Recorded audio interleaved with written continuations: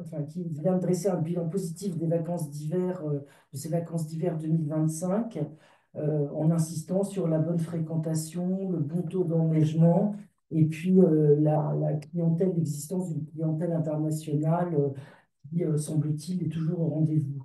Alors, ce constat qui est extrêmement positif est fort, il contraste assez violemment avec les alarmes de plus en plus fréquentes qui se font entendre sur la fragilité de l'écosystème montagne, à la fois les glaciers qui fondent, la neige qui disparaît, la roche qui s'éboule, tout cela impactant fortement l'environnement naturel, mais aussi les activités humaines.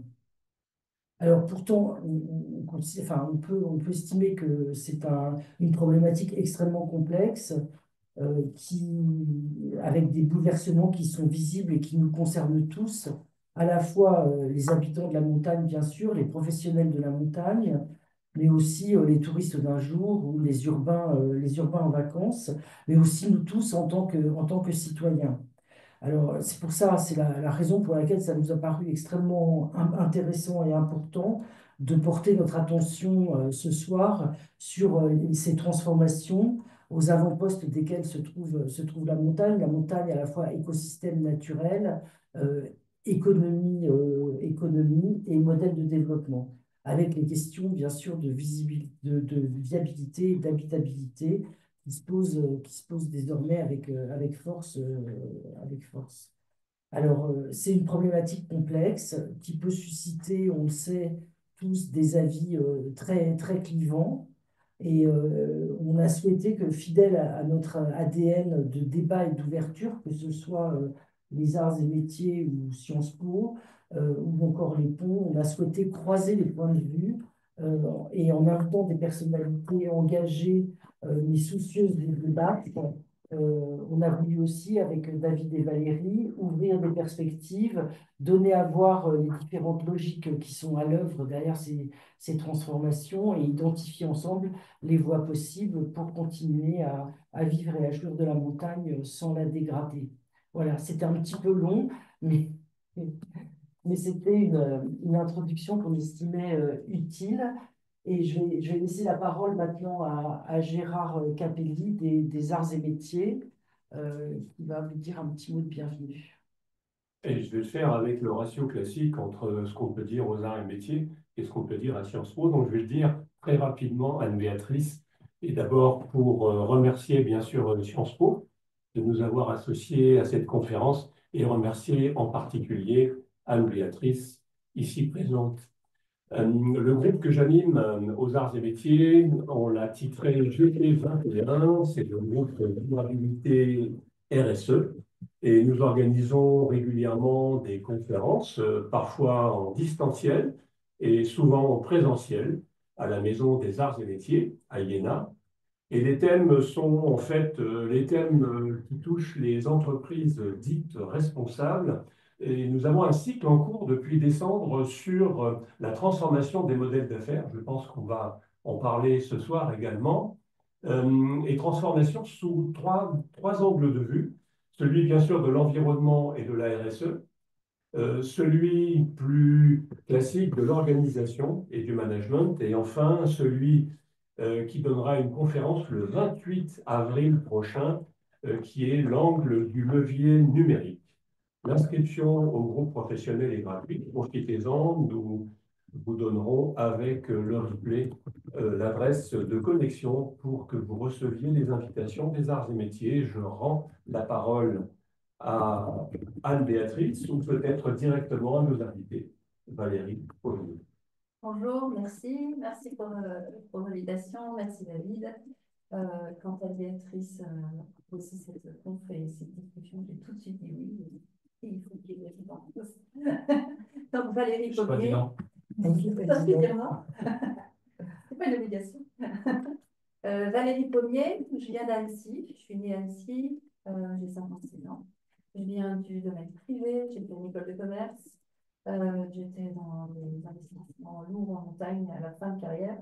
Au début, j'étais plutôt dans la diplomatie à l'étranger. J'ai travaillé pour un service qui s'appelle la Data, c'était super chouette, c'était une autre vie, j'étais expatriée. Et puis un jour, j'étais dans le milieu financier d'affaires et plus particulièrement en promotion immobilière en Bretagne.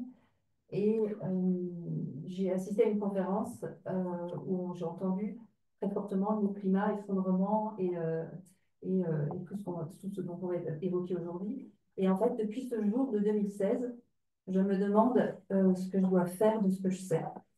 Et soit je repartais dans un milieu d'affaires où je montais un bureau de conseil ou de lobbying parce que j'avais un passé qui m'offrait pas mal de possibilités. Et puis je me suis dit non, je ne vais pas en retourner dans le modèle d'affaires. Je vais monter une association qui s'appelle Résilience Montagne, qui travaille très globalement ce qu'on appelle la résilience territoriale des territoires de montagne face au réchauffement climatique, où j'essaie d'incorporer les modèles d'affaires, même si je suis de moins en moins convaincue. Et voilà. David? David Ponson, donc j'ai accepté cette gentille invitation pour échanger sur des thèmes qui nous sont chers en ce moment, évidemment, et d'avoir un débat ouvert, comme on a déjà eu l'occasion d'en avoir. Donc il y a des sujets sur lesquels on se retrouve, enfin, des constats qu'on partage, il y a des sujets sur lesquels on se retrouve, et Valérie, puis d'autres sur lesquels on diverge, mais c'est pas très grave, ça nous permet d'échanger et puis de trouver, au moins d'explorer des pistes et de trouver, si possible, des solutions. Alors moi, je travaille à la Compagnie des Alpes, je suis dans la partie montagne de la Compagnie des Alpes. La Compagnie des Alpes est créée en 89 en montagne. Bon, depuis, elle s'est elle-même diversifiée dans les parcs de loisirs depuis le début des années 2000. Voilà, je ne suis pas originaire de montagne puisque je suis stéphanois. Voilà, mais j'ai eu l'occasion de débuter ma carrière en montagne. Et puis finalement, après un petit détour dans l'industrie, j'y suis revenu. Et pour le coup, j'y suis encore aujourd'hui. Je suis de formation arts et métiers, donc Gazar, mais je me soigne tous les jours. Voilà. Voilà. Et évidemment qu'aujourd'hui, dans le cadre des activités de la Compagnie des Alpes en montagne, la plus large partie encore de notre modèle tourne autour du ski et de la montagne, hein, puisque pour la Compagnie des Alpes, il y a 99% du chiffre d'affaires qui est encore dépendant du ski, de la neige, du coup.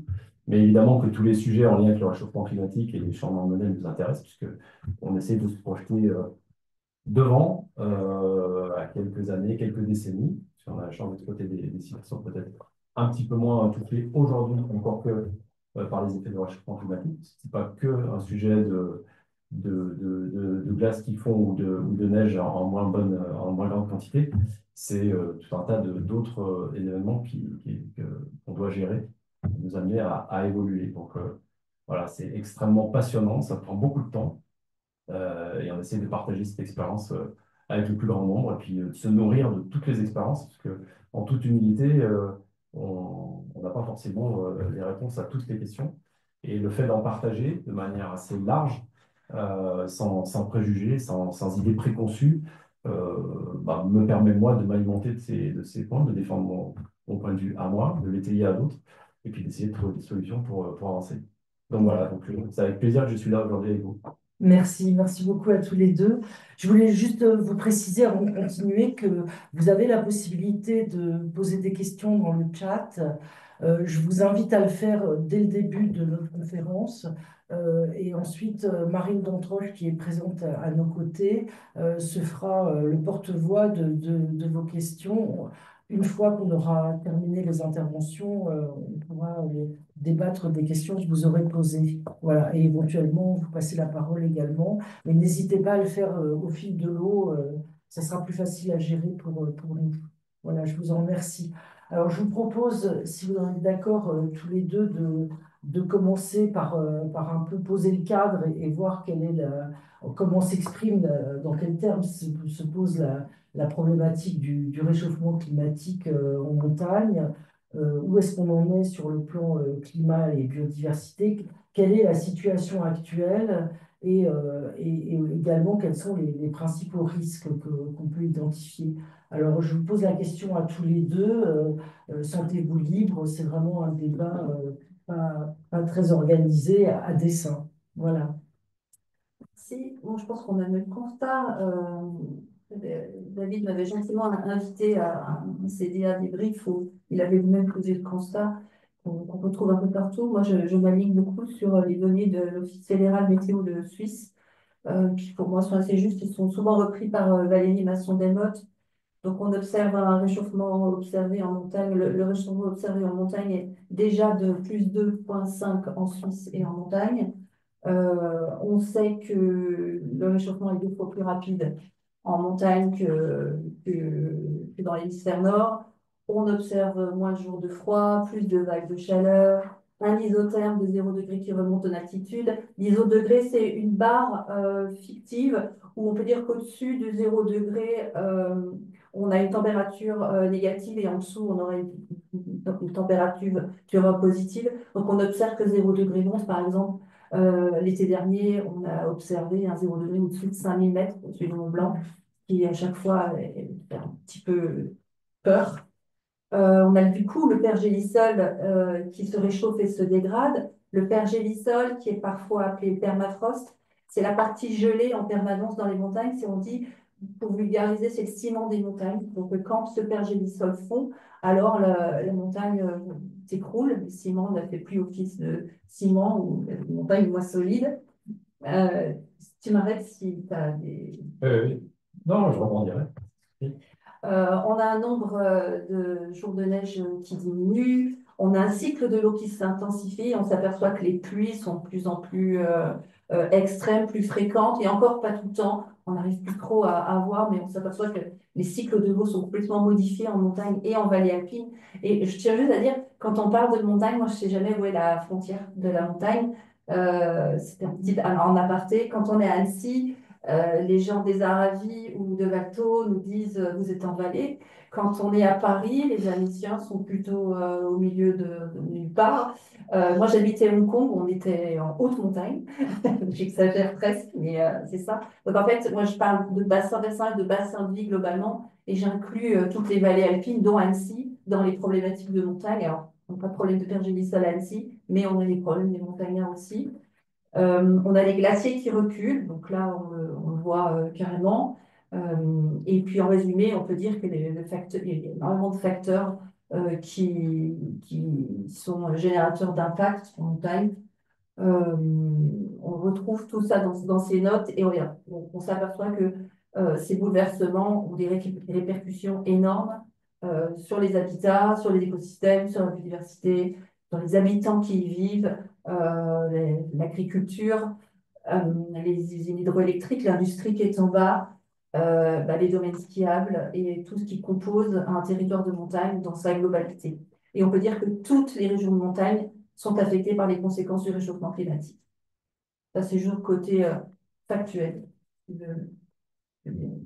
Ça, c'est juste biodive. Bah, sur les constats du climat, évidemment, je pense que on partage collectivement ces éléments qui sont donnés par les experts du GIEC. À partir du moment où il y a un consensus fort sur ces éléments-là, ils sont scientifiques et ils sont pas contestés. Après, la problématique auquel on fait face, c'est qu'est-ce que l'on fait de ces éléments et ces constats pour les traduire en schéma de changement, d'adaptation pour préparer ce qui va venir. Alors évidemment, le premier point, et je rebondis sur finalement l'introduction que vous avez fait sur le bilan de la saison, juste pour préciser qu'en fait, on a une saison d'hiver donc de ski qui se termine début mai sur les stations françaises à plus haute altitude. Donc, on tirera un bilan de la saison d'hiver plutôt début mai. Là, on vient de terminer la période des vacances d'hiver, des vacances scolaires d'hiver, qui étaient très bonnes, avec un très bon début de saison. Pratiquement tous les massifs ont été enneigés dès le mois de décembre pour préparer d'excellentes vacances Noël, Nouvel An. Voilà, donc c'est pour dire que la temporalité de cette saison, elle est plutôt assez longue, parce qu'il y a différentes altitudes et déjà des schémas d'adaptation qui se sont passés. La plus grande des problématiques aujourd'hui, c'est pas tant les constats qu'on fait sur les effets du réchauffement climatique, ceux-là, ils sont partagés. Il y a bien peut-être que quelques énergumènes au niveau de la planète qui voudraient nous faire croire le contraire. C'est simplement qu'est-ce que l'on fait de ces éléments-là, et en ajoutant un élément qui pour moi est un élément clé, c'est le sujet de la temporalité associée. Alors qu'on est dans un monde aujourd'hui qui vit dans l'instantanéité et accéléré par le digital, de l'information ou de la désinformation, comme on est en train de le vivre en ce moment. C'est quand même le mensonge de la désinformation qui prend le pas sur l'information. Bon, déjà, il faut prendre un peu de distance par rapport à tout ça et repartir sur des faits avérés, des faits scientifiques et les challenger. Mais c'est les contextualiser en prenant en compte la temporalité. Quand on parle de transition, quelle qu'elle soit, c'est pour passer d'un état A à un état B en un certain temps. Le réchauffement climatique et tous les sujets dont on est en train de parler sont des éléments qu'il faut prendre en compte sur des années, voire des décennies. Donc, on a, nous, décidé il y a quelques années d'utiliser une modélisation. Alors, c'en est une, il y en a d'autres. On utilise des données Météo France, des données scientifiques, des mesures, pour établir un modèle qui s'appelle ClimSnow, c'est son nom commercial, et qui nous a permis de modéliser à l'échelle de chaque domaine, de chaque montagne, de chaque massif, les effets de ce réchauffement climatique en prenant les hypothèses du GIEC et les différents scénarios d'ailleurs, du moins critique au plus critique. Bon, force est de constater qu'on tend plutôt vers le plus critique et que ce qu'évoquait Valérie, on est loin des 1,5 degré en réalité. On tend plutôt vers le 2, voire 2 plus. Et en montagne, on sait que c'est plus sévère. Donc, on a fait cette modélisation-là, ce qui donne quelque part la pérennité d'un certain nombre de modèles. Et aujourd'hui, notre modèle, c'est celui qui est basé, c'est le modèle historique, c'est le plan neige quelque part et les stations qui avaient été créées à l'époque, qui est un modèle basé sur la neige, puisqu'on a voulu irriguer des territoires, créer une économie et de l'habitabilité dans ces territoires. C'est des lois de décentralisation et de lutte contre l'exode rural de l'époque, hein, c'est Pompidou. Donc on a inscrit la vie dans ces territoires et la pérennité du modèle avec les données de réchauffement climatique doit nous permettre de bâtir un plan, en réalité, d'adaptation, de transition, de transformation. Et tout ça, il faut absolument l'inscrire avec son échelle de temps, parce qu'évidemment qu'à Val Thorens, la pérennité du domaine skiable et de l'écosystème station à 2300 mètres, qui est la station la plus haute d'Europe, versus une station qui est à 1000 ou 1200 mètres, n'est pas du tout la même.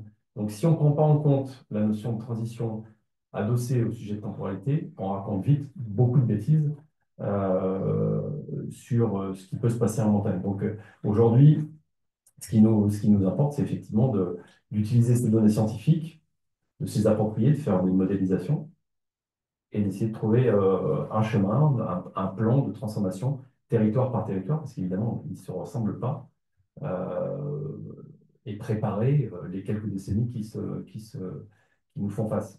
Et en déclinant, évidemment, dans la palette, toutes les problématiques. Alors, avant de parler des plans de transition éventuels, de façon synthétique, comment vous exprimeriez les risques auxquels on doit faire face du fait de ce changement climatique, éventuellement en les distinguant, en segmentant les territoires, comme vous venez de l'évoquer, et aussi en croisant peut-être aussi avec les temporalités, les différentes temporalités. Donc, comment, dites-nous un peu comment vous exprimez les risques. Si je peux rebondir là sur, pour moi, le plus grand des risques, à partir du moment où on a fait le constat de ces éléments-là, qui sont scientifiques, qui sont avérés, qui ont été modélisés, à un consensus très fort, voire unanime, le plus grand risque serait de ne rien faire sur les territoires sur lesquels on est en train de parler. Donc le plus grand risque serait d'attendre. Donc il faut se mobiliser, challenger des idées et tester des choses. Je le disais tout à l'heure, nos stations, notamment en France, se sont toutes constituées sur un modèle qui est né des stations du plan neige ou des villages-stations qui existaient même avant, dans un cadre qui a été donné dans les années 85, enfin, en 85, avec la loi montagne, qui a donné un cadre juridique, qui a donné un cadre d'intervention de la montagne, qui a d'ailleurs donné la clé de ce fameux territoire aux élus de montagne et aux communes de montagne. Donc, prenez en main votre destin. D'ailleurs, en 85, c'est la montagne. Je crois qu'un an ou deux après, c'était la loi littorale. Donc, il y a eu le même enjeu sur le littoral.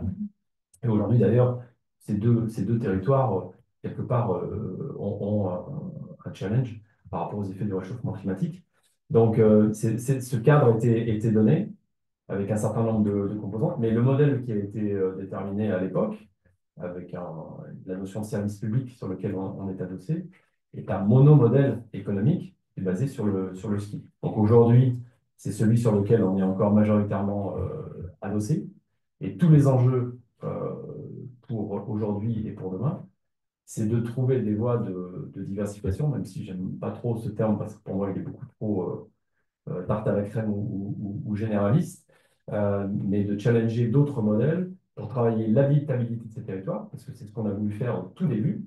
Donc ça doit être le moteur de nos recherches, d'accepter un certain nombre de composantes qui sont des effets de réchauffement climatique, et trouver un modèle économique différent, des modèles économiques différents, par tâtonnement, par expérience, par challenge, par benchmark sur d'autres territoires. Valérie parlait de la Suisse, il y a plein de choses qui sont faites en Suisse ou en Autriche, qu'on pourrait copier, dupliquer, pour petit à petit, dans l'échelle de temps que j'évoquais, c'est-à-dire de quelques années à plusieurs décennies, parce que ça, c'est la pérennité de notre modèle, hein. Les hypothèses qu'on a fait avec le Princeton nous amènent avec certaines stations à la fin du siècle et même au-delà. Donc, les enjeux de neige existent encore, mais il faut le travailler aujourd'hui pour préparer cette bonne transition demain. Valérie, vous voulez compléter la vision risque Alors, oui, la montagne, quand tu parles de temporalité, je suis OK, ça tombe bien. Aujourd'hui, on est sorti le plan de présentation du gouvernement, la version finale du plan national d'adaptation. On nous demande de nous adapter à plus 4. Plus 4, on ne s'adapte pas. Les experts du GIEC disent qu'à plus 4, on n'a plus de forêt. Quand on n'a plus de forêt, on a un souci d'eau. En montagne, on sait que les Alpes sont les réservoirs d'eau douce de l'Europe. Il va falloir hiérarchiser les usages de l'eau bien plus que ce qu'on fait. Les forêts sont déjà toutes malades en France. En Savoie, Haute-Savoie, on a 120 000 mètres carrés de forêt scolytée. Il faudrait un plan forêt plus que adapté et déjà en place alors qu'il n'existe pas. Aujourd'hui est aussi sorti le plan du WWF sur les forêts. Vous pouvez le regarder. Il est super, hein, 32% du territoire national métropolitain, c'est de la forêt et on s'aperçoit que d'un point de vue, c'est pas parce que notre forêt grandit qu'elle est en bonne santé, elle est bien malade et on a une perte des écosystèmes, une biotique qui est sans arrêt en train de décliner. C'est ça la montagne aussi. Ce sont des habitants qui ont été sauvés par un modèle, peut-être, qui ont été aidés par un modèle économique, mais qui aujourd'hui sont plutôt inquiets. On voit les glaciers fondre, on voit les forêts malades, on voit les sources qui se tarissent. On voit les colonies d'animaux qu'on voyait enfant, qu'on ne voit plus. Les pâturages l'été pour les bêtes, parce qu'il y a de l'agro-pastoralisme en montagne. Les pâturages l'été pour les bêtes sont jaunes, on est obligé d'importer des fourrages. Je pose des questions des AOP. Les agriculteurs ont un énorme rôle en montagne. Pourquoi la question des AOP? Parce que quand on importe du fourrage, on n'a plus le fourrage d'estive des Pas bêtes. forcément des semences locales. Du coup, on est hors cahier des charges. C'est un vrai sujet d'adapter l'agriculture aussi au changement climatique en montagne. Moi, la temporalité, je me dis à plus 4, ça a urgé hier en fait. On a un premier rapport de la Cour des comptes en 2008 qui nous disait que les stations des Alpes du Nord n'étaient pas adaptées au réchauffement climatique. Après 2008, la Cour des comptes avait mis un petit coup de piqûre de rappel en 2011. Hop, hop, hop, les Alpes du Nord, vous êtes bien loin des enjeux du réchauffement climatique en montagne. On parle des Alpes du Nord déjà en 2011, donc 2008-2011. 2024, le rapport de la Cour des comptes, alors là, il est un petit peu plus sévère. Donc les lobbies du ski disent oui, la Cour des comptes est dogmatique. Ok. C'est quand même un organisme indépendant qui a fait un super job. Mais on est toujours en train de demander du temps. Alors, chaque fois qu'on nous demande du temps, qu'on dit on a besoin de temps, je me dis il faut combien de temps en fait? On savait depuis combien de temps déjà? Et qu'est-ce qu'il faudrait mettre en place? Alors, il faut du temps, mais alors, oui, mais alors où sont les plans? Alors, dans une entreprise industrielle, quand le produit n'est plus adapté, alors on cherche, on a un gros service R&D, on cherche des solutions pour fabriquer moins cher, fabriquer en Chine, etc. Puis à un moment, bah, le produit ne correspond plus, on cherche un nouveau produit. Là, pour moi, le nouveau produit serait plutôt philosophique. quand on va à plus 4 degrés, où sont les chercheurs, les penseurs, les philosophes qui disent que de toute façon, à plus 4, euh, on n'en sera pas à savoir si on va skier ou pas, en fait. On sera se demander comment on habite sur le territoire et on ne parlera plus d'attractivité. C'est ça le sujet, et c'est ça que les gens, en fait, font remonter les territoires. Et ça, c'est vrai de toutes les géographies et toutes les altitudes. Plus 4, c'est plus 4. Quand il fera 50 degrés à Paris, il fera 45 à Annecy. On a déjà eu du 35 dans les Aravis. Alors, il fera peut-être un petit peu plus frais Val Thau, Val d'Isère, et tant mieux. Mais tant mieux pour ceux qui auront la chance de pouvoir y aller, parce qu'il y aura une sélection par le prix probablement, et puis les priorités, et de savoir comment on déplacera à plus 4. C'est un enjeu aussi. Euh, Personne ne sait répondre. On n'a pas la réponse. En fait, on a des constats posés. Chaque année, on a un nouveau constat qui conforte le constat passé et même qui empire. Avant, on disait à 2,5, à plus 2,5, à plus 3. Là, ce matin, Agnès Pannier dit plus 4. Plus 4, il faut habiter les territoires. Il faut pas parler d'attractivité, en fait. Et que fait une société qui exploite quand on doit modifier ou penser philosophiquement le modèle? Parce qu'effectivement, on ne parle pas de modèle économique derrière. Quand on parle de Alors, philosophie, il faut trouver un modèle économique si on veut l'habiter. Et en fait, il n'existe pas. La chance qu'on a, c'est qu'on a un cahier blanc, une page blanche à écrire. alors, on y arrive. On y arrive et notre deuxième séquence concerne justement le modèle économique qui a déjà été abordé par vous deux. Le paysage, le cadre que vous donnez, il est inquiétant, certes.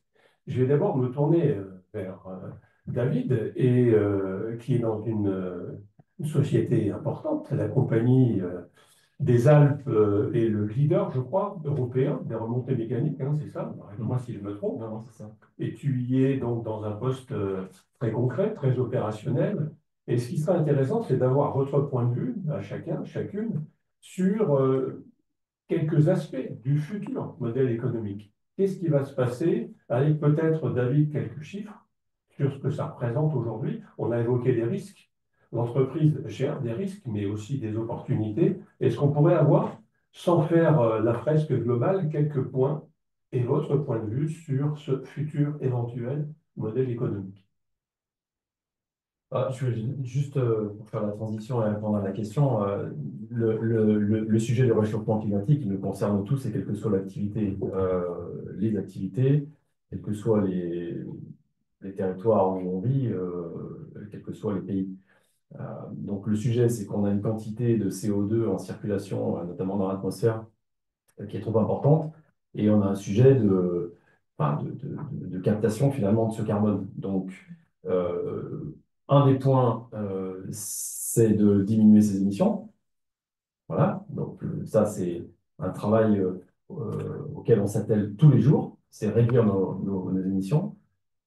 On a pris, nous, des engagements il y a 3 ans le principal poste d'émission en ce qui nous concerne dans notre, ce qu'on appelle le scope 1 et 2 de nos opérations, c'est lié aux engins de damage pour la préparation des domaines skiables avec des engins, des moteurs thermiques, et on utilisait des hydrocarbures. On a pris la décision de ne plus utiliser des hydrocarbures. C'est d'ailleurs un engagement fort qu'on a pris après avoir bâti notre raison d'être, ou notre raison d'agir plutôt. Et depuis, on est passé au H2O100, qui est un biocarburant. Voilà. Et source ADEME, c'est une diminution de 85% des émissions de CO2 et 65% des particules fines. Donc concrètement, voilà, dès la première année d'utilisation sur l'ensemble de notre flotte, on a diminué, donc c'est 87% du périmètre des émissions sont dues au damage. Donc on a travaillé sur presque 90% et on a réduit de 85% en changeant d'un hydrocarbure à un biocarburant qui coûte plus cher. Donc il y a une contribution économique volontaire et un engagement de dire on n'aura plus recours à des hydrocarbures. Ça, c'est réduire ses émissions. Et puis après, c'est travailler pour essayer de capter ce carbone qui est en circulation dans l'atmosphère, dont on est en partie responsable. Donc on se dit déjà, on va balayer devant notre porte et réduire notre scope 1 et 2. Donc c'est ce que l'on fait, et entre autres, passer à des phases de séquestration. Et pour séquestrer du carbone, alors il y a les océans, puis il y a aussi les arbres. Donc nous, on a décidé de travailler sur la forêt. Donc on sait qu'aussi, elle est malade parce qu'elle souffre elle-même des sujets du réchauffement climatique. Elles sont parfois scolytées, souvent. Donc la forêt est malade. Donc on a travaillé en partenariat avec les communes et l'ONF pour faire des plantations locales sur des endroits parfaitement ciblés, soit parce que la forêt était malade, soit parce qu'elle avait été dévastée due à des tempêtes. Et donc on travaille le sujet de la séquestration. Ça, c'est un point important parce que ce que je veux souligner, c'est qu'on partage les constats, on partage un certain nombre d'idées, mais à un moment donné, il faut passer à l'action sur des éléments concrets. Voilà. Pour venir au sujet du modèle économique, aujourd'hui, si je prends la partie du chiffre d'affaires en montagne, c'est presque 98% du chiffre d'affaires qui est lié à la pratique du ski, hein, du mois de décembre au mois de mai.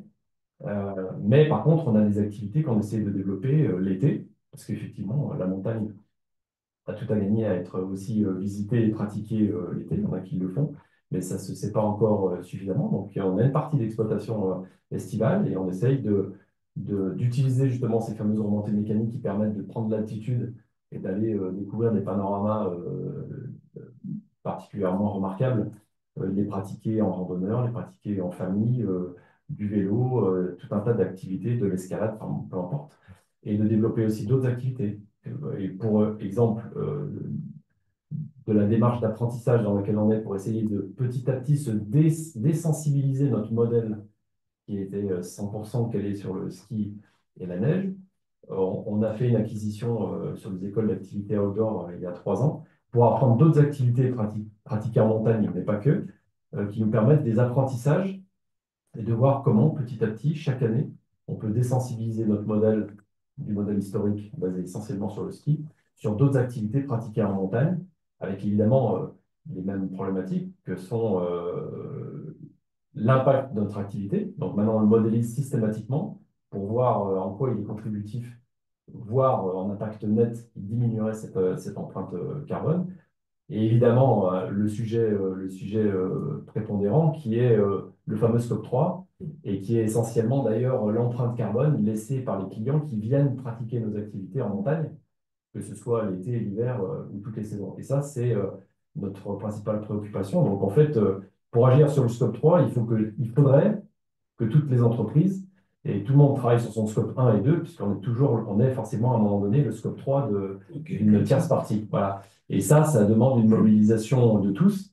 Et on voit bien aujourd'hui, dans ce qui fait le sujet de la planète, et pas que de la montagne en France, mais c'est un sujet planétaire, que, on peut travailler nos sujets en France. D'ailleurs, on est plutôt en train, depuis quelques années, de réduire l'empreinte carbone et CO2 en circulation. Par contre, évidemment, on a un certain nombre d'autres pays qui ne prennent pas forcément le même chemin, se développent et injectent eux-mêmes beaucoup de carbone. Donc, cette approche, il faut l'avoir de manière planétaire, parce que c'est ça qui a de l'intérêt pour essayer d'endiguer petit à petit, même s'il y a une vraie inertie sur le sujet du réchauffement, mais c'est l'action globale qui contraint.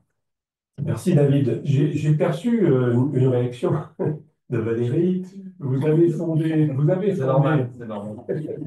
jusque-là c'est normal, vous avez fondé Résilience Montagne et vous prenez finalement, David l'a évoqué, le passage de station de ski à station de montagne. Est-ce que vous partagez, est-ce que c'est un peu ce qu'a dit David, est-ce que vous partagez ou qu'est-ce qui manque dans ce qu'il a présenté en tant qu'entreprise qui a déjà des actions en cours? Valérie. L'entreprise telle que la CDA, dont l'actionnaire principal est la Caisse des dépôts à plus de 40%, pour moi, devrait travailler l'intérêt général plus que l'attractivité ou plus qu'un modèle économique prépondérant, plus que. Enfin, c'est 40% de notre argent quand même.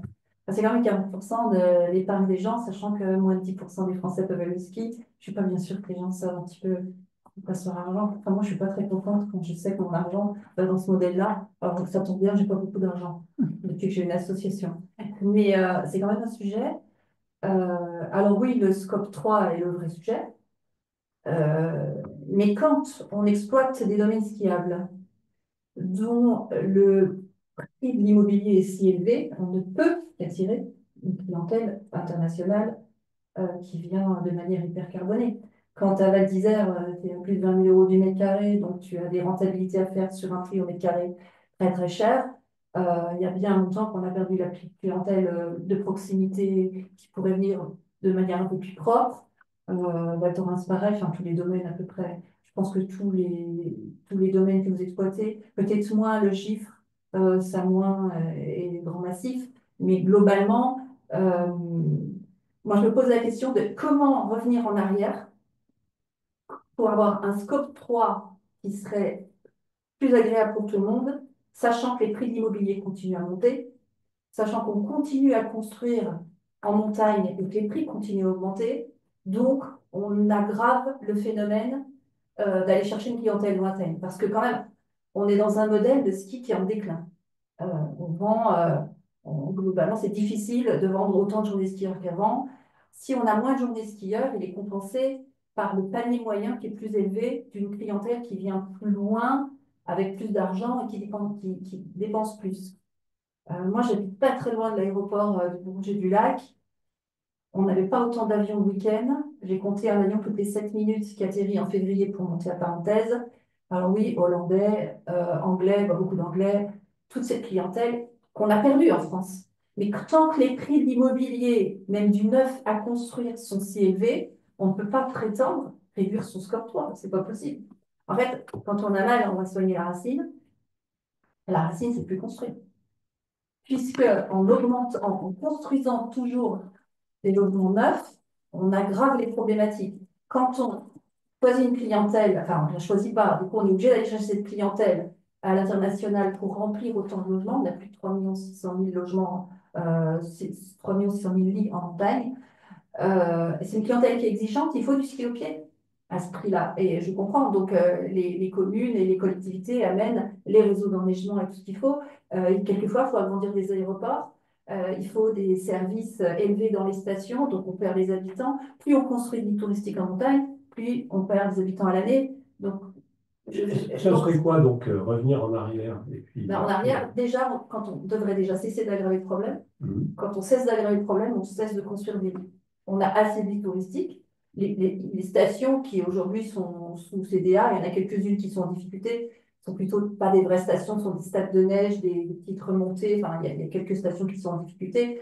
Mais aujourd'hui, de se dire qu'on a assez de lits touristiques et qu'on fait avec l'existant, paraît sensé pour ne pas aggraver son scope 3 et du coup ne pas aggraver la problématique. Sauf qu'on est dans une dynamique de construire, je pense qu'on est quand même dans un modèle qui est tiré par l'immobilier, on sait depuis toujours.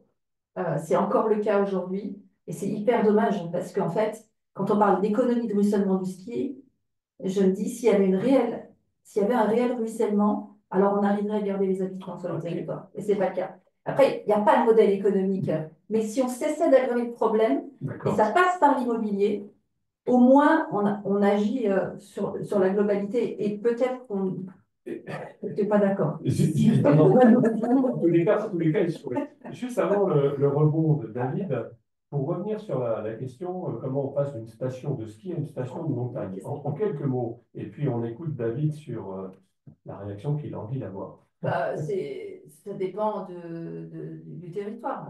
On le disait tout à l'heure, dans les Aravis, qui sont avant tout des villages, pour moi, plutôt que des villages supports de station, on ne parle pas de la problématique comme au fin fond de la Maurienne ou au fin fond de la Tarentaise. Quand on est dans les Aravis aujourd'hui, pour acheter dans les Aravis, il ne faut pas travailler dans le ski, il faut travailler à Genève. Donc, le modèle, il est déjà là, en fait. On voit bien la Suisse. Donc, mais à la limite, c'est comme ça, c'est pas bien ou pas bien, c'est un fait. J'imagine que en parenthèse, bon, moi je vois pas mal de changements là, des habitants qui remontent beaucoup d'informations de Courchevel, Méribel qui sont inquiets.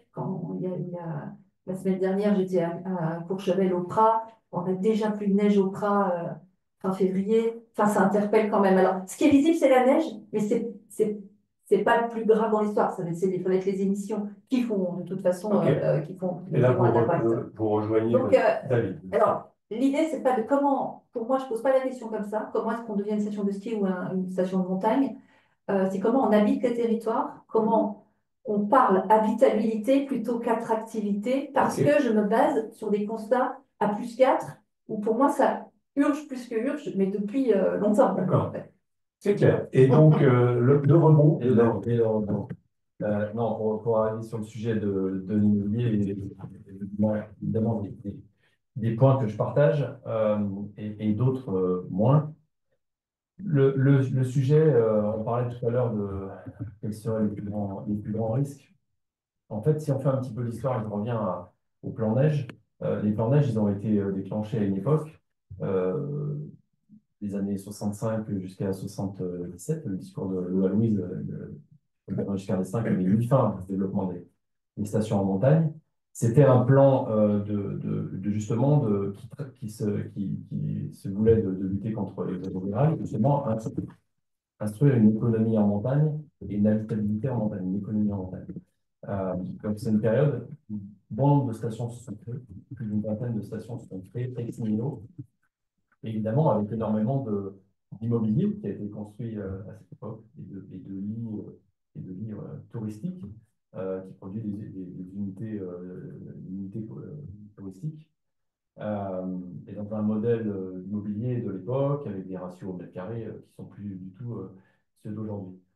Donc, c'est à ce moment-là on a en fait instruit ce modèle dont on dépend finalement encore aujourd'hui et qui fait par quelque part le positionnement, l'attractivité, la réputation des stations et le fait que ces stations, alors en l'occurrence on parlait des stations de parenthèse, des stations d'altitude qui ont une pérennité du ski très importante. Et encore sous l'effet de mètres carrés d'aménagement foncier qui n'existe plus ou presque plus, et ben, évidemment, le prix de l'immobilier explose.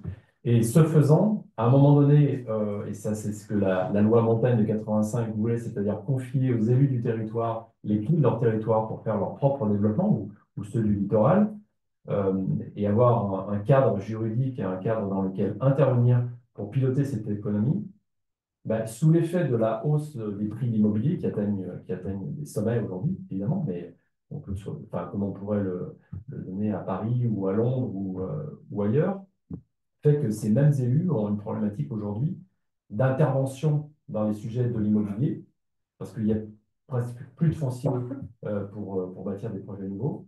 Ceux qui se reconstruisent souvent sont des biens qui ont été rachetés pour être détruits et reconstruits. Mais le problème, c'est que les collectivités n'ont plus les moyens financiers de préempter sur ces projets pour dire à cet endroit, je veux garder tel type d'ouvrage touristique ou au contraire faire des lits pour de la résidence permanente ou pour faire des lits contributifs à l'activité saisonnière, des lits saisonniers.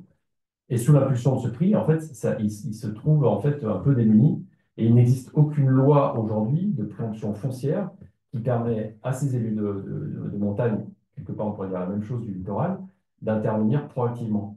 Donc, entre les années 85, on leur a donné les clés pour piloter ce développement et aujourd'hui, en fait, sous l'impulsion du marché immobilier, on perd un peu le contrôle. Il y a un vrai sujet. Et Delhi, en vérité, avec les nouveaux dispositifs, le zéro artificialisation nette et le reste, fait que le développement des lits touristiques en montagne va s'arrêter assez naturellement et que, en toute logique, devrait intervenir maintenant un sujet qui est autre, puisqu'on a beaucoup de passoires thermiques en station, qui est l'absolue nécessité de traiter de la réhabilitation de ces bâtiments à des fins touristiques sur plusieurs saisons, à des fins de logement permanent et développer d'autres activités ou de lits saisonniers pour piloter et loger nos salariés, tout simplement, au cœur de l'usine, au cœur de la station, pour pouvoir mener notre activité, qu'elle soit d'ailleurs en hiver, qu'elle soit en été ou sur une autre saison. Et ça, c'est la vraie problématique d'aujourd'hui, effectivement. Avant de passer la parole à Anne-Béatrice pour les dernières questions, et puis on va également écouter des questions sur le chat, à vous entendre, il y a des points de vue différents, mais il y a quand même un tronc commun. Imaginons qu'on ait une espèce de convention citoyenne de la montagne, imaginons, vous êtes capable d'être à une table, la preuve, d'en discuter, même avec des points de vue forcément différents entre une ONG, think tank, je ne sais plus exactement ce que, une association en tout cas, et une entreprise. Est-ce qu'on peut imaginer ce genre de débat? Et si oui, qui aurait la main, qui pourrait, entre guillemets, assurer une espèce de régulation ou de gouvernance de ce genre oui, d'assemblée? Le constat qu'on peut faire si on prend une position un peu méta par rapport à finalement l'histoire et la genèse de notre modèle économique et des stations en montagne, on voit que l'État a souvent joué un rôle très important dans le cadre qu'il a donné depuis les plans neige, la fin du plan neige, la loi montagne.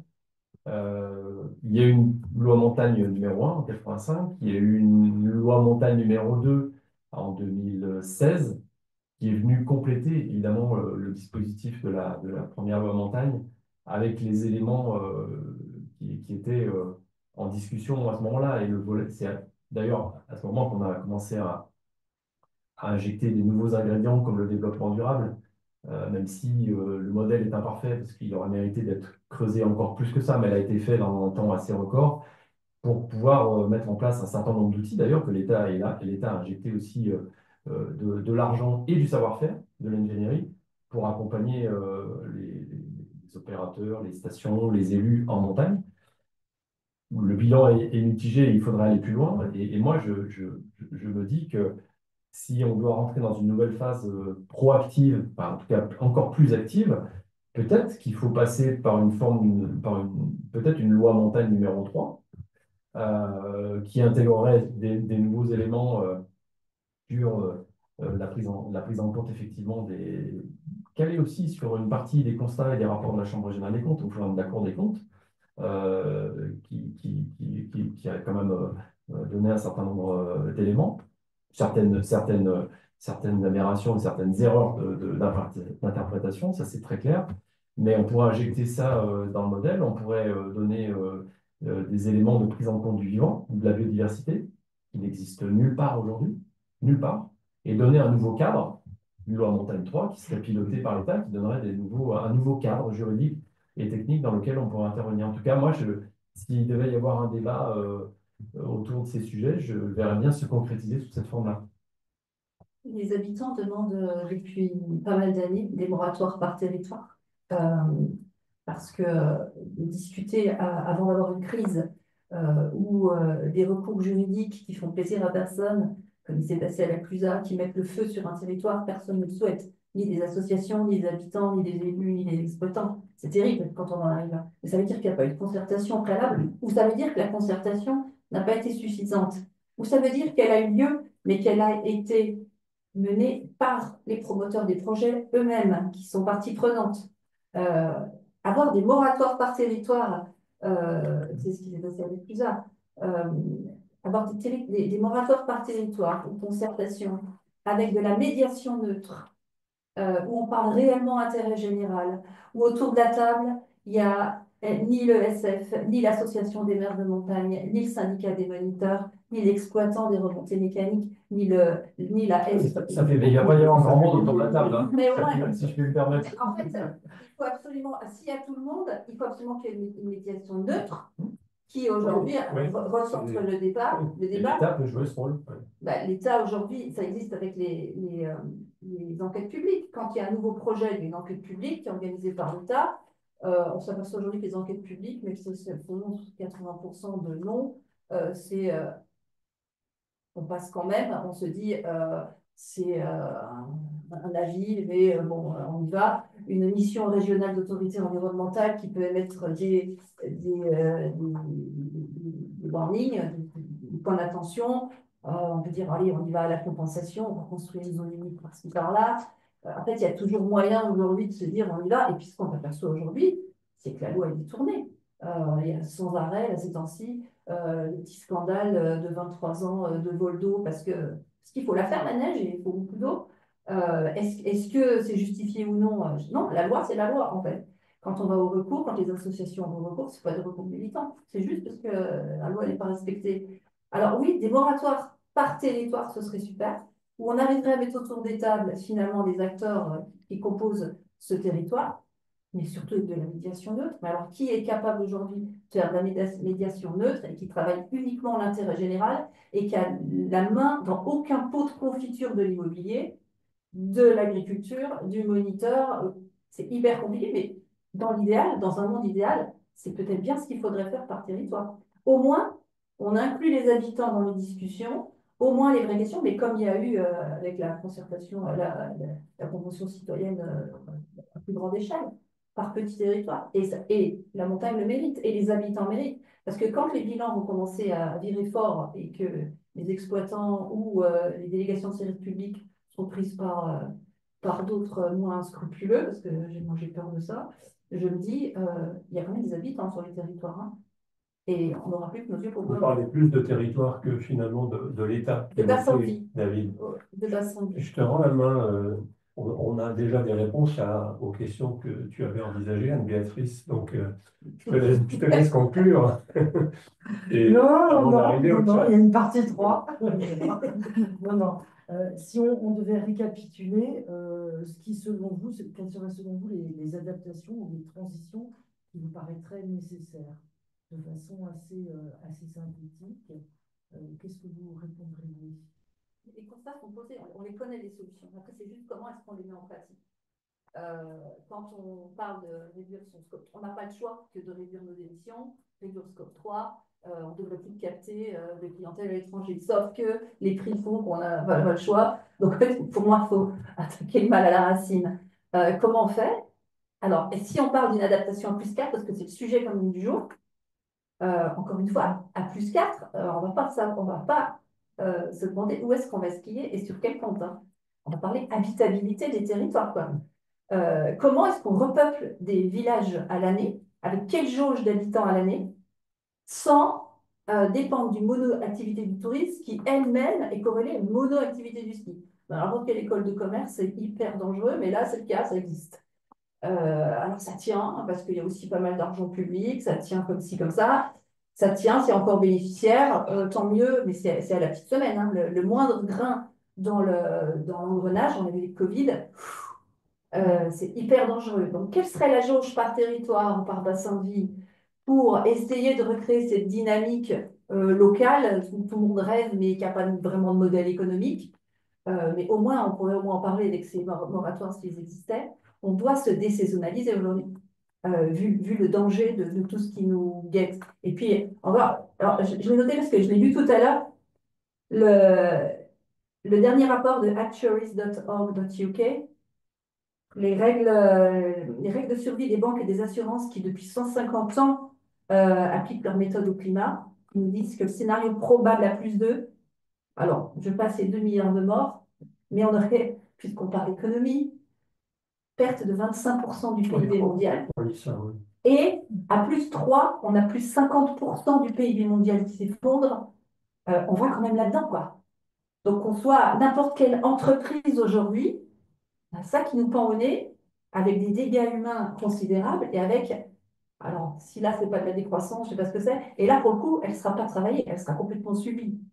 Et c'est ça qu'il faut voir en fait. Et ça, c'est pas une ONG militante qui le dit, ce sont vraiment des gens qui s'inquiètent sur un avenir très proche. Et moi, j'ai peur pour les territoires. Quand on parle de résilience, c'est de savoir comment est-ce qu'on encaisse les coûts à plus ou moins long terme et comment on réagit à ces coûts et comment on s'adapte et comment on vit avec les coûts qu'on prend. C'est à peu près ça.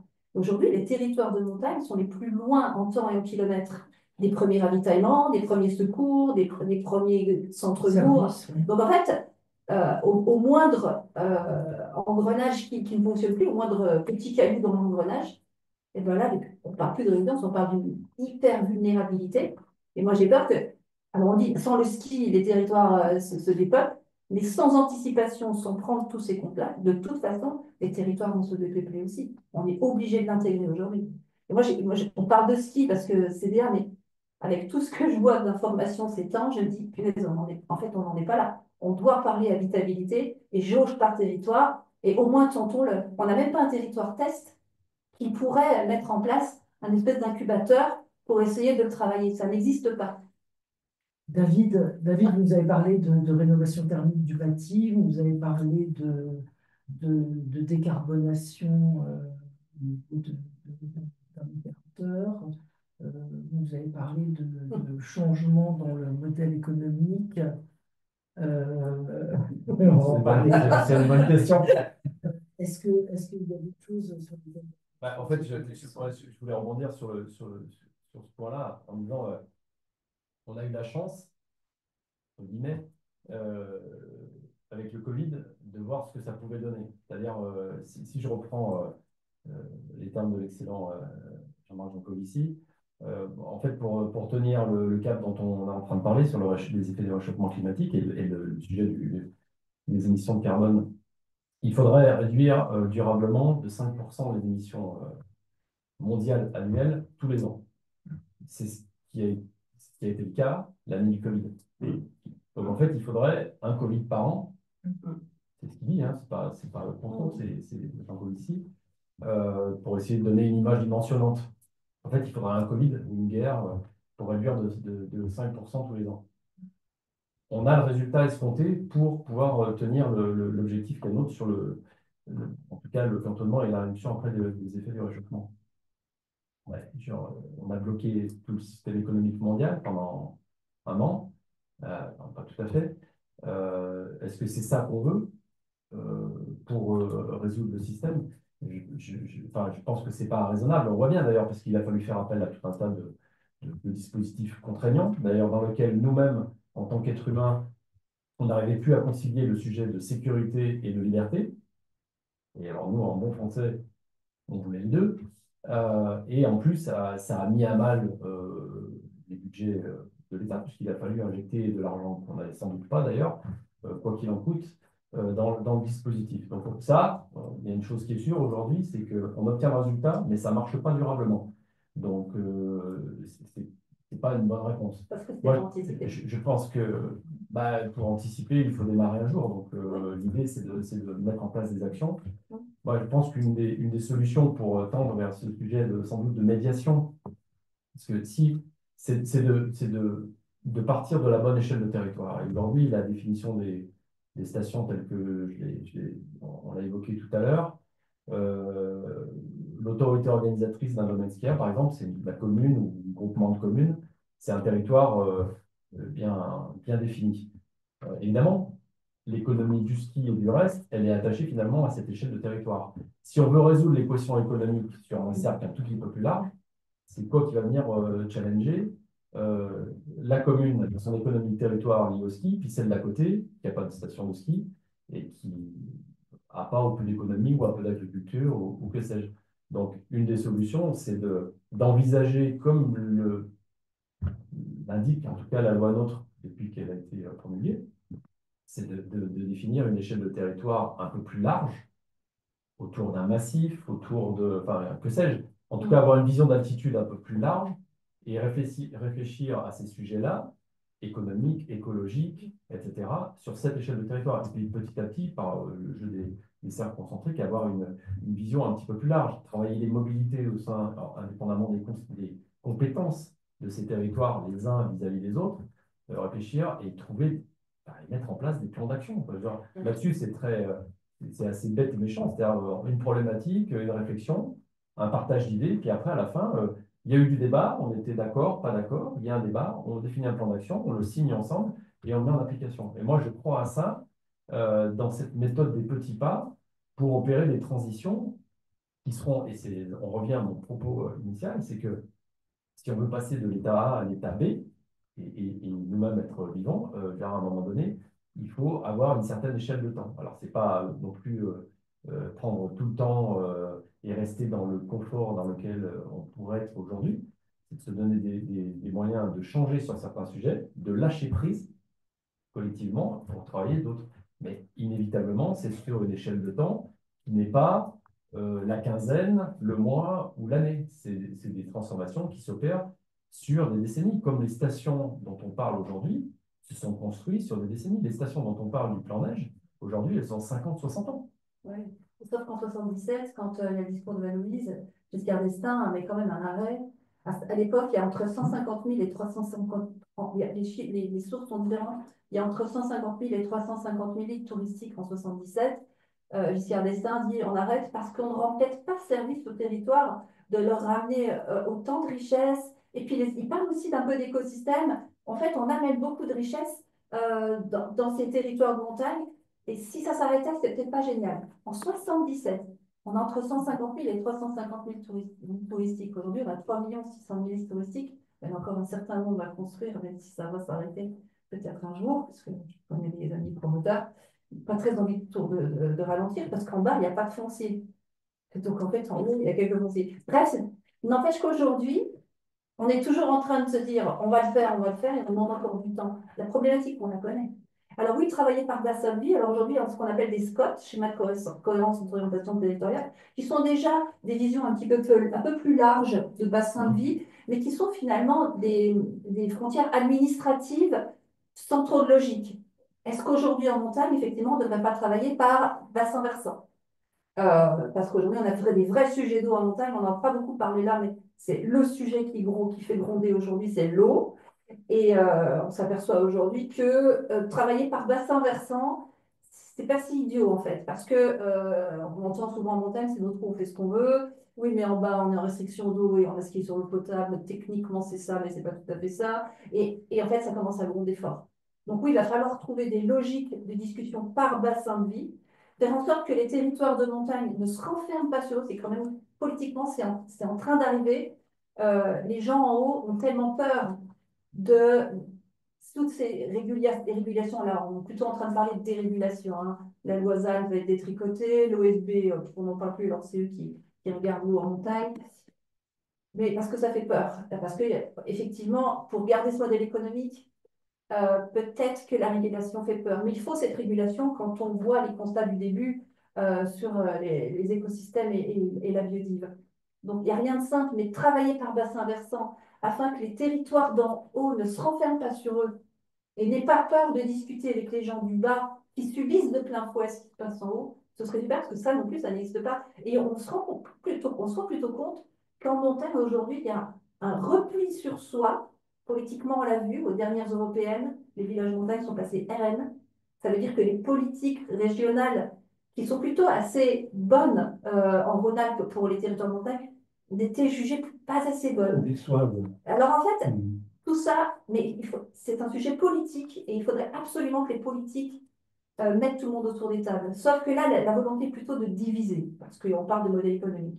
On revient, excuse-moi, juste sur la temporalité. Enfin, David parlait de décennies, vous évoquez également cette temporalité. Dans une demi-décennie, on a les Jeux Olympiques. C'est une question de M. Thierry B. en ligne. Est-ce que ça peut changer quelque chose? Est-ce que ça peut être une opportunité ou est-ce que ça va apporter encore un peu de difficulté en plus?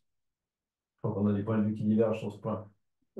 Je comprends ton point de vue parce que tu es dans la matrice, mais si j'étais dans l'immobilier, j'aurais le même point de vue que toi, probablement. J'en regarderais un bilan. Sauf que non, aujourd'hui, j'ai donné parce que c'est une maladie, j'aime pas prendre cet exemple-là, mais c'est demander à un alcoolique d'arrêter de boire et de nous faire un whisky. Comment on fait? Et comment on fait? Et comment on fait quand on injecte des milliards dans un modèle qui est quasi fini sur certaines stations, parce qu'on a quand même des stations à 900 mètres dans le village olympique. Comment est-ce qu'on justifie auprès de la population, parce qu'on a quand même des plans de rigueur qui arrivent, des plans de guerre, d'économie de guerre, on va dire, peut-être qu'on va fonctionner dans l'épargne des gens. Comment est-ce qu'on justifie ça, sachant qu'on a 4 notes de l'IGF qui nous disent attention, attention, 4 notes alarmistes de l'IGF, c'est quand même du jamais vu hein, pour les JO. La construction du COJO, un petit peu de bazar, mais bon, il y a eu aussi un petit peu de bazar politique au milieu. Comment est-ce qu'on peut justifier de se dire qu'on se désolidarise et qu'on essaie de travailler juste son scope 3 quand on va y voir une vision à l'international, en mondiovision, où il va falloir faire croire au monde entier qu'on a de la neige quand même? Alors là, je m'interroge. Et alors là, l'interrogation, elle est vraiment parce que c'est la première fois que j'ai autant de remontées des territoires. Réunion d'urgence, Courchevel. Des gens de Courchevel qui me disent, c'est quoi notre héritage, nous? C'est un tremplin à plus 4? Tremplin, oui. On veut pas un tremplin qui va en plus nous coûter plus de 20 millions. Alors, Val d'Isère va pousser aussi son côté. Grand Bornand-Lac-Clusa, 900 mètres. il faisait 18 degrés avant-hier au Grand Bornand. Les gens sont plutôt inquiets. Alors, s'expriment pas parce qu'en face, les politiques tapent un peu fort quand on s'exprime. Mais il y a plutôt beaucoup d'inquiétudes d'habitants du territoire. Et encore une fois, ce qui est dommage dans ce projet-là, c'est que les habitants n'ont pas été associés au projet. Il n'y a pas eu de référendum pour amener un débat construit au niveau de la nation, que c'est un sujet national. On aurait dû avoir un débat construit au niveau de la nation pour que tout le monde arrive avec ses De la arguments. même façon que. Il a envie de réagir. Oui, je vais réagir parce que euh, le sujet, je trouve qu'il a le mérite d'être sur la table. Il nous oblige à nous mettre en mouvement, pour le coup. Euh, et l'expérience des JO de 92 a montré qu'il y a un certain nombre d'infrastructures qui ont permis au territoire de se développer. Alors, il y a eu des plus et il y a eu des moins, mais par contre, c'est ce qui a amené les enjeux de mobilité et il y a encore des sujets à faire. Donc, moi, je suis convaincu que dans le projet qui doit tous nous animer, des JOP 2030, il y a des réflexions à avoir. Et c'est là où je parlais tout à l'heure du rôle de l'État, du rôle un peu institutionnel d'un certain nombre d'instances dans lesquelles on peut avoir les sports, le CIO, les régions, les collectivités locales, avoir ce projet citoyen et avoir des JOP durables. Ça veut dire quelle est la définition qu'on donne au mot durable, comment on veut le projeter, quel projet on veut construire par rapport à ça. Et là, on a une occasion formidable de pouvoir se saisir de ce projet et de l'emmener là où on a envie d'emmener.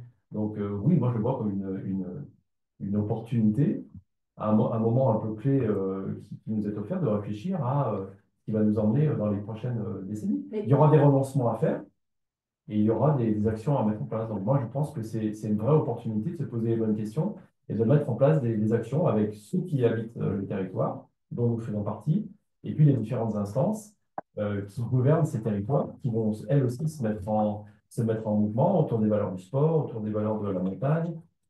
Je crois qu'il y a plein de belles choses à véhiculer. On doit être vigilant par rapport à ça, mais c'est plutôt une opportunité. Comment veux-tu que les JO 2030 soient durables, sachant qu'ils vont gonfler le scope 3, sachant qu'on n'aura pas l'existant, En quoi ils vont gonfler ce scope 3? on ne va pas amener des gens de l'étranger, on ne va pas faire cette image d'attractivité du territoire à l'étranger. Quand on fait Gonfler, des ça JO, veut dire par rapport à ce qu'on vit en N-1 ou en N-2. En quoi ils vont augmenter le scope 3? quand on fait des JO, et c'est ce qui est dit dans le dossier JO, on travaille l'attractivité du territoire au niveau international. C'est bien pour capter cette clientèle, c'est pas juste pour faire de la télé. Ben, en tout cas, moi, pour l'instant, il n'y aura pas de variation positive par rapport à ça. C'est un des éléments qu'il faut qu'on se donne comme étant le standard vers lequel on veut tendre et essayer de mettre en avant des projets de mobilité décarbonée.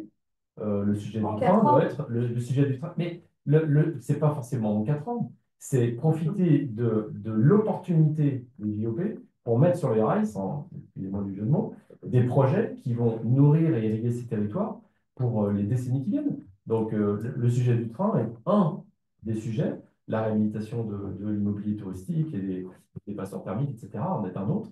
Les éléments durables, l'héritage dont on parle, ben, il faut poser la question dans le cadre du projet aux habitants de ce territoire en disant qu'est-ce que vous voulez comme héritage dans ce cadre-là? Il faut poser la question. Pourquoi? Mais on ne peut pas partir de ce postulat-là. La question était posée de façon vraiment très large. Il y a pas mal de questions dans le chat à ce sujet. Oui. Je vous propose d'y revenir. Je voudrais juste qu'on termine sur les dynamiques à l'œuvre. Vous avez évoqué tout à l'heure un certain nombre, tous les deux, plusieurs acteurs qui étaient vraiment des acteurs importants dans ce modèle d'ensemble, les promoteurs immobiliers, les opérateurs, les aménageurs, les élus locaux, enfin les collectivités locales, etc. L'État, bien sûr. Est-ce qu'il y a d'autres parties prenantes dont on n'a pas encore parlé? Et si oui, enfin, et indépendamment de ça, est-ce que vous voyez des lignes de fracture ou de consensus, au contraire, des sujets sur lesquels tout le monde s'accorde, indépendamment des clivages entre ces parties prenantes? C'est-à-dire, quels sont les points de consensus et les points de divergence? Ce qu'on voit, ce qu'on monte des territoires de montagne, c'est que les points de désaccord sont souvent les différentes gouvernances. Il y a souvent le sujet des gouvernances politiques qui favorisent les gouvernances économiques. Et ces gouvernances économiques, qui, parce que ce sont des petits territoires, ont souvent la main dans le pot de confiture du business. c'est assez flagrant tout le temps. Mais sur quel sujet? Sur l'immobilier, parce qu'on est sur des petits territoires, quand on est un village de 1700 habitants, autour de la table des élus, on a obligatoirement un remontée mécanique, SCF, un propriétaire terrien, un agri. Donc en fait, tout le monde travaille finalement souvent son propre intérêt, avant de travailler l'intérêt général. Et c'est pour ça que s'il y avait une espèce de firewall, autour d'intérêt général, autour des élus qui ramènent au centre l'intérêt général, ce serait formidable. Parce qu'en fait, le discours est toujours biaisé par ces gouvernances économiques qui tirent un peu la couverture à elle. Et c'est quasiment tout le temps le cas. J'avais fait, ils sont dans la salle derrière, un travail avec le CNRS à Ossois, et il y avait un des chercheurs, un groupe de chercheurs qui avait à la fin posé la question, en écoutant un peu tout le monde, et finalement, un maire est-il élu pour l'intérêt général en montagne, ou est-il gestionnaire de ces remontées mécaniques, ou est-il là pour finalement ne pas biaiser ou ne pas léser les gens qui sont au conseil municipal et qui ont envie d'avoir un peu un retour bénéficiaire ou un petit peu de sous? Eh ben, la question n'est pas si simple parce qu'effectivement, il est au milieu du microcosme, il se fait tirer un peu par tout le monde et le problème de la gouvernance est majeur. On a des gouvernances politiques aujourd'hui qui ne travaillent pas l'intérêt général en montagne. C'est sûr. Et ça, c'est un vrai sujet. Aujourd'hui, quand il y a des sujets sur l'eau avec du détournement d'eau et que on dit ben l'idée c'est plutôt d'arrêter l'OFB qui fait les contrôles sur l'eau, c'est un problème politique. On Et c'est revient sur vrai, une médiation, là. de l'intérêt général, globalement. Et c'est un problème de gouvernance économique et de gouvernance politique. Et les vraies fractures sont là. Enfin, moi, David, en réaction à ça, sur les territoires sur lesquels on intervient en tant qu'opérateur, donc dans le cadre que j'ai évoqué tout à l'heure, hein, une délégation de service public, donc on est partie prenante, engagée.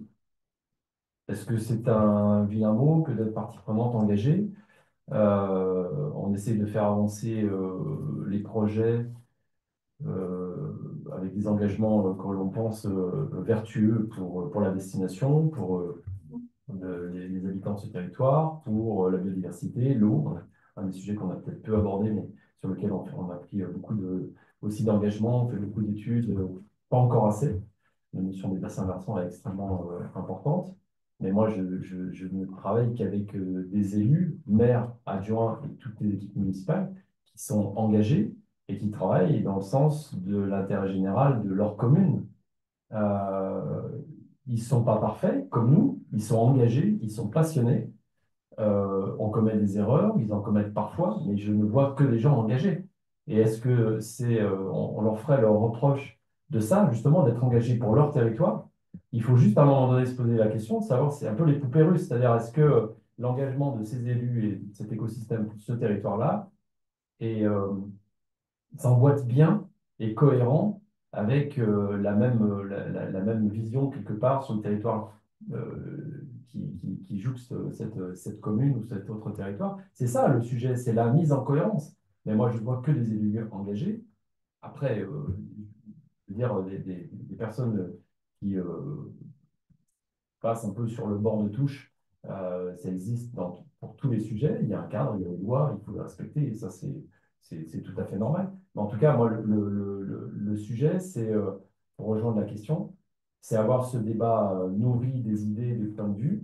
Peut-être commencer par ne pas être d'accord. C'est la meilleure façon d'avoir un débat constructif d'idées et d'arriver sur des consensus, même aussi petit soit-il, parce que c'est un début d'une action qu'on va mettre en mouvement. il y en a des Et consensus. il y en a des consensus, et ça marche, il ne faut pas tout voir en négatif, il y a des belles dynamiques de territoire. Et après, je pense qu'il faut élargir, mais c'est un peu le sens de la société aujourd'hui, c'est-à-dire qu'il y a ce qui est décrit par le cadre de la loi montagne, la loi NOTRe, j'en parlais tout à l'heure, et ce canevas-là. Mais il y a aussi la vraie vie, parler d'enquête publique tout à l'heure, mais il y a aussi les avis qui sont portés par des citoyens, des habitants, des associations environnementales, et que sais-je, toutes ces institutions qui participent au débat de manière constructive. Et il n'y a pas un jugement de valeur entre l'avis de monsieur A et l'avis de monsieur B et l'avis de monsieur C. Chacun a le droit d'avoir son avis, de le défendre, et il faut qu'on il faut qu'on ait un débat contradictoire, aussi animé soit-il, pour faire sortir des idées, des projets et des consensus. Moi, c'est ça que je recherche. Et il y a des territoires où il y a eu des, des ZAD, ou des quasi-ZAD sur des ouvrages qui ont pu euh, être faits. Nous, depuis maintenant une dizaine d'années, on a un débat riche en amont, avec un certain nombre d'acteurs. Il y a les institutionnels, il y a ceux qui sont dans le cadre administratif normal, les DREAL, les départements, les communes, etc. Puis il y a tout le débat d'idées et de projets que l'on a avec des associations de type FNE ou d'autres, Mountain Riders et j'en passe, et d'autres, avec lesquels on parle de tout, nos lignes rouges et nos idées en amont des projets. Il vaut mieux un bon débat et un plan d'action validé ensemble au début que de se retrouver dans un mauvais procès à la fin ou dans une ZAD ou dans une crise à devoir gérer. C'est ça le sujet dans lequel on doit avancer, pour moi, aujourd'hui et demain. D'accord. Alors, j'ai retenu quand même de ce que vous avez dit aussi les problématiques de s'accorder sur, enfin, de quelles échelles de temps on parle, les problématiques de la maille d'analyse à laquelle on se situe pour essayer de s'emparer, de prendre à bras le corps les problématiques qui se posent, et la problématique de la méthode sur laquelle vous venez de rebondir, David. Je vous propose, comme il reste à peine une demi-heure, de peut-être de passer aux questions de nos auditeurs. Marine qui Ça a été- relaxe ça depuis tout à c'est- l'heure. Oui, il y a eu beaucoup de choses. Bah, c'est très très riche, très différent. Il y a quand même un premier pôle de questions avec des partisans plutôt aussi de faire un effort de réduire à la fois soit l'empreinte carbone, donc des questions autour de euh, euh, alors là, on est plutôt sur l'aspect activité du ski. Est-ce qu'il est envisageable, ne faudrait-il pas réduire le nombre de lits froids, appartements non utilisés, etc., et réduire la proportion des skieurs étrangers, ça revient pas mal. Sophie Laurent proposait même une question il y a la question de la sensibilisation aussi des skieurs. Ne pourrait-on pas imaginer, au même titre que l'assurance ski, une assurance de score 3 qui contribuerait à la neutralité carbone des skieurs, qui relèveraient de leur responsabilité individuelle. Donc la notion de sensibilisation aussi des populations. Euh, donc là, c'est plutôt sur le pôle ski. Est-ce qu'il y a des équivalents sur le PLU-IH en montagne par rapport à la réduction? Et puis, par rapport à cette question-là sur la réduction, l'engagement de CDA de ne pas étendre ces domaines skiables est-il une réponse valable aux attentes des associations pour limiter la pression évoquée sur les territoires? Est-ce que ça... Donc ça, c'est tout un pôle sur cet aspect-là. Toujours, voilà, est-il prévu de faire une baisse de marketing com pour attirer toujours plus de clients étrangers vu l'engorgement de la vallée de la Tarentaise qui augmente de plus en plus? Euh, une, donc pas mal de questions sur les JO. Est-ce que vous pensez que ça peut accélérer, mais vous avez accéléré la transition ou pas? Une question sur que pensez-vous du rôle que pourrait jouer l'État pour accompagner les stations dans la réduction de leur empreinte liée au déplacement des skieurs et favoriser une approche collective et coordonnée entre les différents acteurs du secteur, transport ferroviaire notamment? Quand je parlais de réduction, certains interpellent aussi, voilà, où est le renoncement? Est-ce qu'on peut parler de renoncement, voilà, par rapport à parfois des modèles qui sont basés sur le ski, mais voilà, comment vous envisagez cette notion-là? Euh, un aspect aussi de question sur les territoires qui ont été effectivement, qui ont à la fois vécu de ce modèle, mais certains disent qu'ils ont été aussi un peu pressés comme des citrons. Est-ce qu'on peut imaginer aussi puisse bénéficier d'un fonds R&D basé sur un pourcentage prélevé chaque saison permettant de financer la transition, enfin les aider? Et puis, alors je vous pose pas mal de questions. Les enjeux de l'eau, est-ce qu'on peut y revenir? Et puis, certains, effectivement, parlent des aspects, des suggestions, parlaient de la station de Métabief dans le Jura, qui a, hum, qui a montré qu'elle voulait se désengager du ski. Quelles leçons vous en tirez? Quelle est par rapport à ce plan de développement qu'ils ont élaboré? Et est-ce que les Alpes, effectivement, peuvent être un labo et comment? Il y a beaucoup, beaucoup de Voilà, questions. voilà. Voilà. Alors, dans l'ordre ou dans le désordre, Mm. je parlais tout à l'heure d'initiative et de mise en mouvement, parce que je pense que la réponse, elle est dans la mise en mouvement, en réalité. Parce que, humblement, je pense que personne n'a la réponse de l'activité ou des activités qui, demain, comme par magie, vont remplacer du jour au lendemain l'économie du ski. Ça n'existe pas et ça n'existe pas aujourd'hui. Par contre, il y a des initiatives qui sont prises. Et moi, je salue l'initiative du collectif de Métabier, que je suis allé voir il y a 1 an et demi, parce que j'en entendais beaucoup parler et je voulais me nourrir de cette démarche. J'y suis allé 2 jours.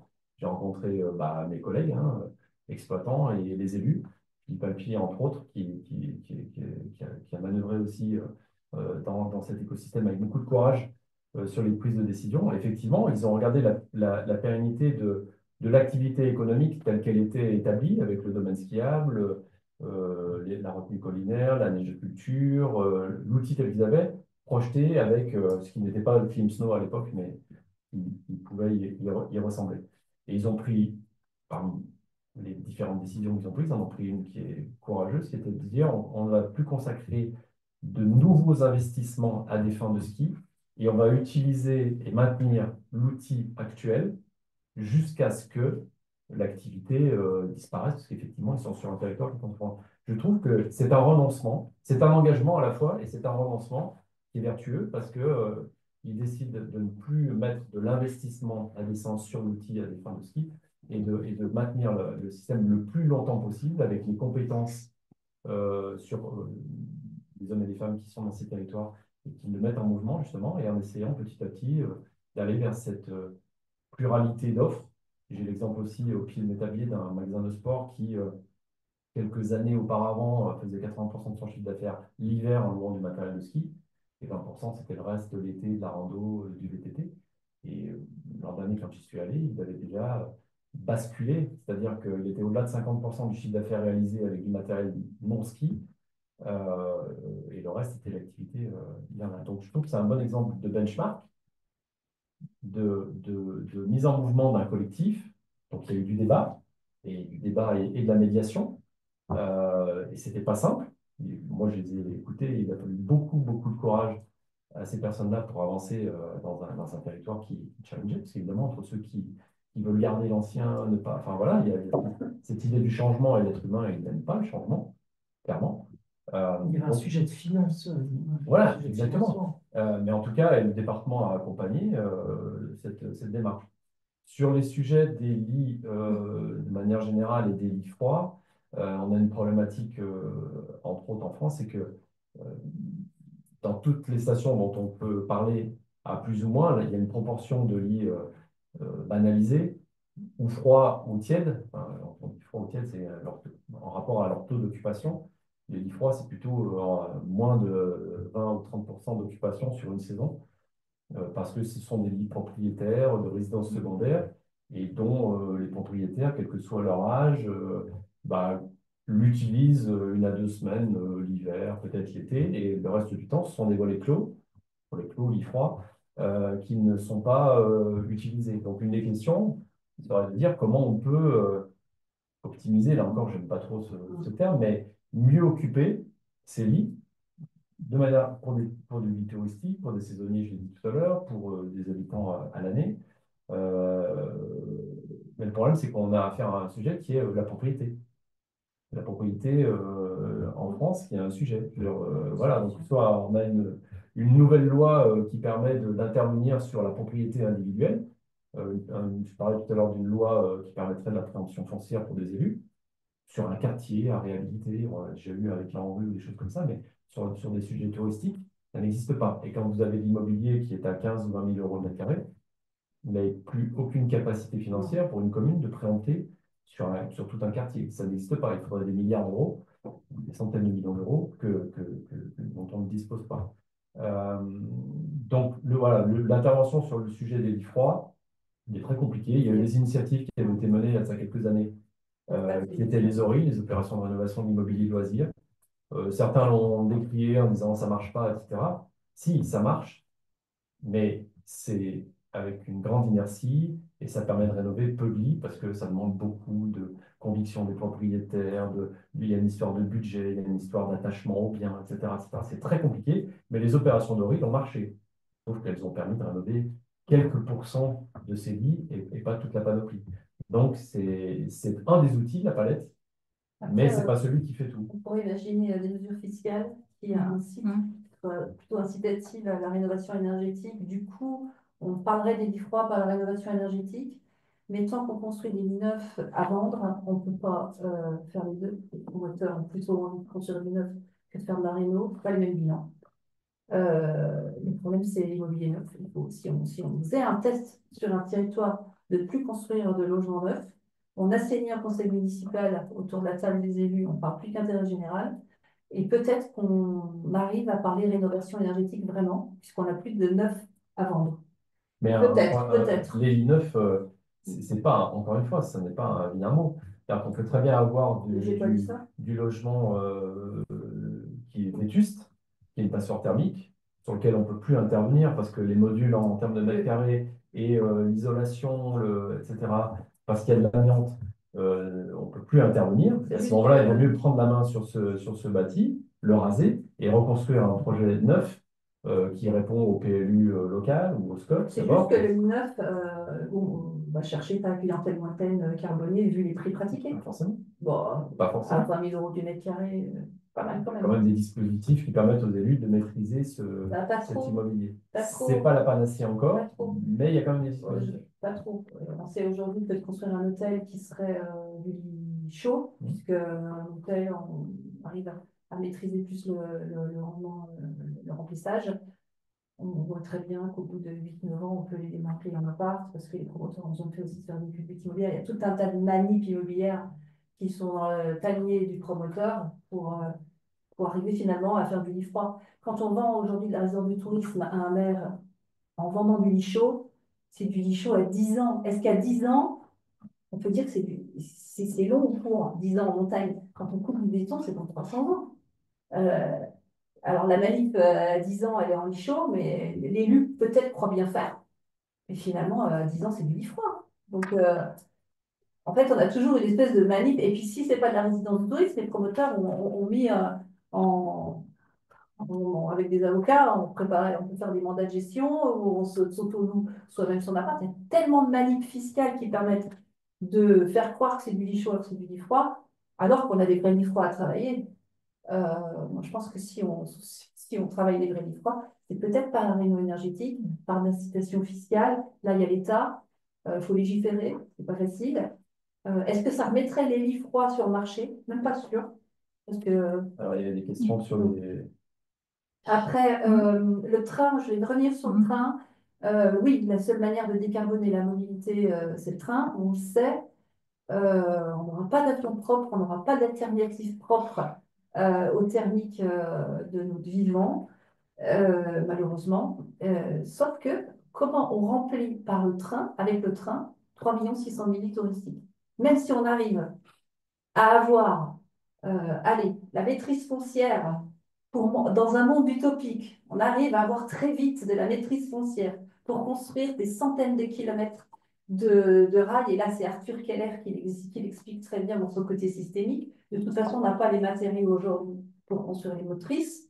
Qui nous construit les motrices? Avec quels matériaux? Comment, où on trouve le cuivre? A priori, c'est un sujet. Donc, en fait, non. Dans un monde idéal, oui. Sauf qu'il y a tout un tas de problématiques derrière qu'on ne maîtrise plus et qui ne feront pas. Le flux, en fait, ne permettrait pas de remplir ces 3 600 000 lits touristiques. Oui, justement. Et c'est dommage. Alors oui, il y a l'électrification de la voiture, oui, il y a tous ces sujets-là, mais il y a le gros paquet de logements à remplir. Et c'est ça le sujet. C'est justement parce que la problématique, elle est systémique et qu'on ne la maîtrise pas et que même avec les plus beaux calculateurs, on serait pas capable de modéliser. ces interactions multiples qu'il y a entre tous les dispositifs, qu'il faut mener chacun un certain nombre d'actions. Et je disais tout à l'heure, pour agir sur le scope 3 au global, ça veut dire qu'il faut que chacun travaille déjà sur scope 1 et 2, puisqu'on est tous le scope 3 d'un autre intervenant. Donc moi, je crois beaucoup à ça, y compris à la transformation de nos habitudes, des changements d'usage qu'on peut avoir, nous, chacun, dans notre foyer familial. Et tout ça contribuera par la systémique à des évolutions. Et puis après, il y a des champs de contraintes sur des éléments qui sont en quantité finie sur la planète. Les hydrocarbures, on en parlait tout à l'heure, parce qu'il y a un sujet de décarbonation puis de décombustion. Moi, on a fait un premier pas dans la Compagnie des Alpes en changeant, en disant on renonce, donc c'est bien un renoncement, aux hydrocarbures et on passe à des biocarburants. Donc en fait, on a fait de la décarbonation, on n'a pas fait de la décombustion. La décombustion, c'est on n'utilisera plus demain de moteurs thermiques. C'est ce que les uns et les autres font s'ils ont un véhicule électrique, une Tesla ou autre. Ou pas. Ou pas, ou plus. Voilà, ça c'est un sujet. Mais comme elle est systémique, bah, effectivement, le résultat, il n'est pas forcément modélisable aujourd'hui sur le fait que chacun doit travailler son scope 1 et 2. C'est-à-dire, on travaille tous à balayer dans notre porte sur déjà notre propre empreinte.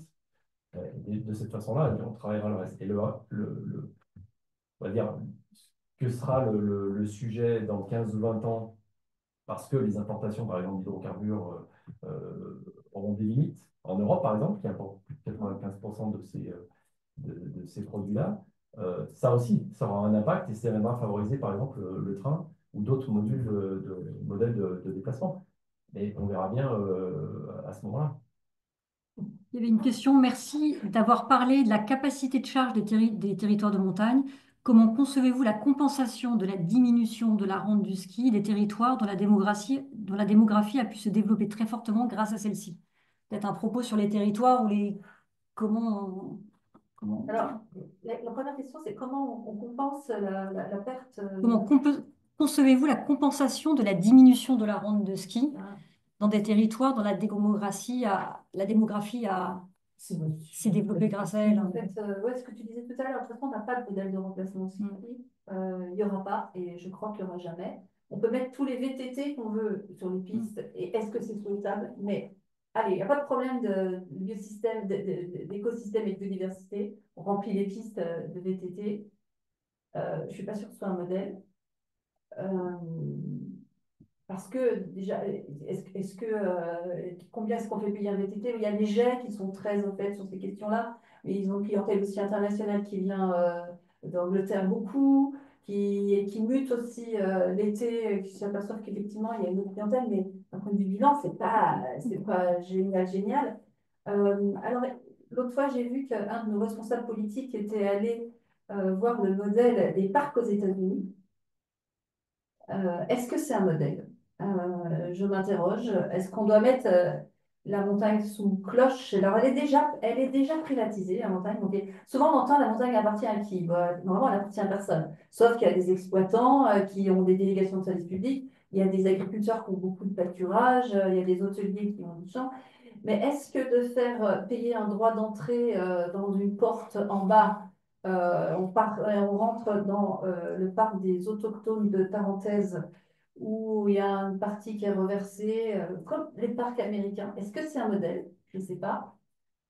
Est-ce que c'est souhaitable? C'est une question philosophique à la poser. J'espère que si ça arrivait, les habitants seraient autour des tables pour en discuter, parce que c'est un autre modèle, c'est différent. Ce qu'a apporté le ski, oui, ça a apporté beaucoup de richesse, ça c'est sûr. Mais aujourd'hui, ça apporte de la précarité. Et ça apporte un avenir incertain. En fait, on n'arrive plus à se projeter. Quand on était il y a 20 ans, allez, on arrive à se projeter. Et puis finalement, quand on investissait il y a 20 ans, il n'y a pas de grand risque. Les temps ont changé. Tu parlais de 92. Moi aussi, j'étais dingo des JO de 92. J'étais en bas de Bellevarde. Je sortais de chez Salomon. C'était complètement fou. Mais on n'est plus à cette époque. Il y a un moment de se raccrocher aux belles histoires du passé. Elles sont là, elles sont belles, mais elles sont plus réalisables. Et c'est triste. Et c'est comme ça. Et on peut pleurer et se rouler par terre. Ça ne va pas revenir, en fait. Alors, c'est là penser renoncement, moi je comprends le déni parce que ça fait mal. Ça fait mal quand on est en montagne et qu'on a 18 degrés avant-hier à 1200 mètres. Franchement, ça fait pleurer. Mais est-ce que ça veut dire qu'on n'agit pas? Et je crois que les exploitants aujourd'hui devraient essayer de mettre les habitants autour des tables. Mais je suis sûre que ce serait constructif parce qu'il n'y a pas que des opposants. Aujourd'hui, l'espoir que j'ai en montagne, c'est qu'il n'y a jamais eu autant de collectifs et d'associations d'habitants en montagne. Il n'y a plus un seul territoire où les gens ne s'interrogent pas sur la légitimité d'un projet. Ça ne veut pas dire qu'on fait une ZAD, ça ne veut pas dire qu'on va tout casser ou qu'on sabote. C'est juste de se dire, est-ce que là, ça, c'est judicieux avec ce qu'on vit? Et finalement, ce sont des néo-écolos, j'appelle ça, ou des néo-résistants, qui ont une manière de penser beaucoup plus systémique et qui s'interrogent sur tout ce qui est légitimité de projet. Ça peut être une bassine d'attitude. Il y a quelqu'un qui arrive, qui étudie les schémas directeurs de l'eau, qui sort un truc, un jour il y a des réseaux qui se montent. J'ai jamais vu autant de réseaux qui sont pas, mais pas pour dire non ou contre un projet, mais pour proposer des sujets alternatifs et qui demandent de la médiation.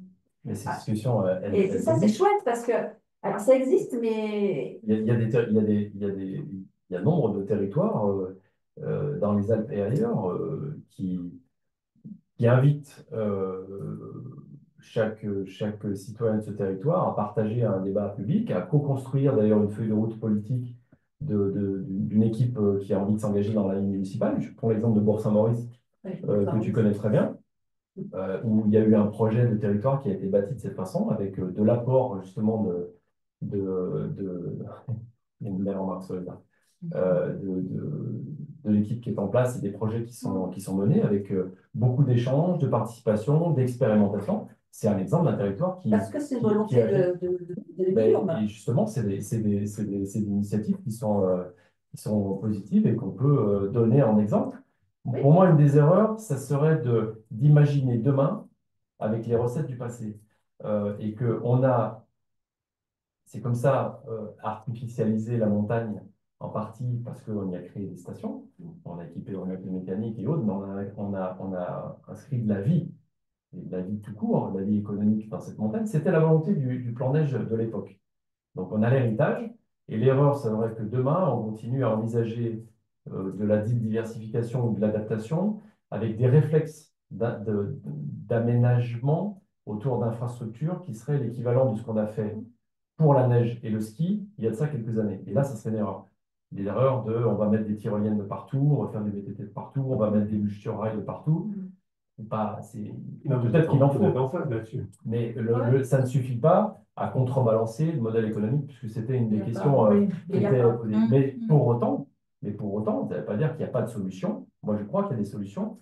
Et je reviens sur cette notion de systémique des choses. La montagne, c'est un territoire effectivement d'altitude remarquable, avec ses fragilités, mais aussi ses atouts. Ces fameux lits, ils peuvent être des atouts demain parce que la montagne sera un territoire refuge. Moi, ça, j'en suis persuadé. Et que dans 20, 30, à 4 degrés, ça 40 sera un ans, refuge l'été. quand ça sera invivable pendant certaines périodes de l'année dans les vallées, dans la Drôme ou que sais-je, en montagne, ce sera vivable. Donc, il y aura une habitabilité de ces territoires en montagne. Donc, il y a un futur à inventer, il y a un futur positif à inventer autour de ce que l'on a aujourd'hui. Il ne faut pas commettre d'erreur en essayant de reproduire des modèles d'aménagement du passé. Ça, je suis complètement d'accord. Mais il y a un avenir positif qui est à construire et sur lequel moi, je suis très optimiste. Je suis engagé pour ça. On parlait tout à l'heure de la compagnie Isaac, on a pris des engagements et on a fait des renoncements. D'ailleurs, les renoncements sont des engagements qui s'opèrent immédiatement.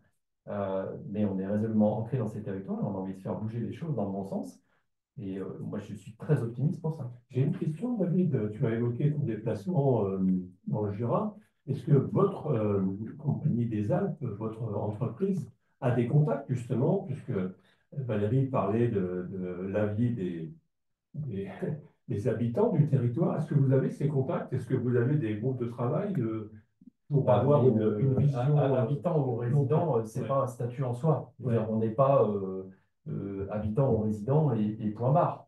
Quand on est habitant ou résident, c'est qu'on a aussi une activité sans doute professionnelle. On peut être agriculteur, on peut être, je sais sais pas, moi, moniteur de parapente ou VTT ou artisan ou retraité, mais on n'est pas que résident. Donc, on a un avis évidemment à faire valoir et à porter à la connaissance de tous dans un débat constructif, mais parce que on est inscrit dans ce territoire pour une raison particulière, qu'on a envie d'y rester et de faire évoluer le dispositif. On n'est pas résident en soi et point barre. On voit bien. Et ça, c'est important, il faut le prendre en compte. Et d'ailleurs, nos salariés de nos activités, tant qu'elles soient saisonnières, donc effectivement, elles souffrent quelque part de cette notion de saisonnalité, de l'hiver, de l'été. Je suis là que l'hiver, je ne suis pas là l'été. Donc l'été, je me déplace sur un autre territoire où je vais exercer mon activité. Donc il y a un sujet du logement, un sujet de mobilité, de famille. On s'inscrit dans un noyau familial ou pas. Euh, c'est ça qu'il faut prendre en compte. Moi, je pense qu'il y a des solutions. Elles ne sont pas simples. Il faut en parler. Il faut tout mettre sur la table. Je suis persuadé qu'il y a un avenir très positif pour ces territoires de montagne. Vraiment. Bon, je vous remercie beaucoup. Comme il est 21 h, on va devoir arrêter. Je voulais remercier très chaleureusement nos deux intervenants, ainsi que le public. Je profite des quelques instants qui nous restent pour vous faire part des principaux, enfin, des prochains axes de programmation de notre groupe de Sciences Po. Nous aurons une séance le 25 mars sur l'intelligence artificielle, Green IA versus IA for Good. Je vous laisse réfléchir. Nous recevrons le 9 avril Alexandra Palt, qui est l'ancienne directrice diversité du groupe L'Oréal et qui dirige désormais les destinées qui préside aux destinées du WWF qu'on évoquait tout à l'heure. Le 29 avril, nous avons également un webinaire avec l'ADT INET, l'Association des dirigeants territoriaux, un webinaire d'Alumni for the Planet sur le sujet de la transformation dans les collectivités territoriales. Le 15 mai, nous recevrons le secrétaire général de Veolia. Et puis, le 5 juin, nous avons une séance sur l'assurabilité avec le sujet des collectivités locales comme marché sentinelle de l'assurabilité, de l'assurance. Voilà. Et donc, merci encore, Gérard. Tu veux dire un petit mot? Oui, j'aurai moins de dates que toi, mais le 28 avril, on a donc une conférence sur le levier numérique pour les transformations de modèles d'affaires des entreprises. Et à la rentrée, l'invitation de l'UIMM qui lance cette année même son référentiel de labellisation des PME et TPE industrielles. Voilà. Merci et très bonne soirée à tous. Merci. Bonsoir. Merci. C'est toi qui dois fermer le... Donc, on peut tirer sur le fil.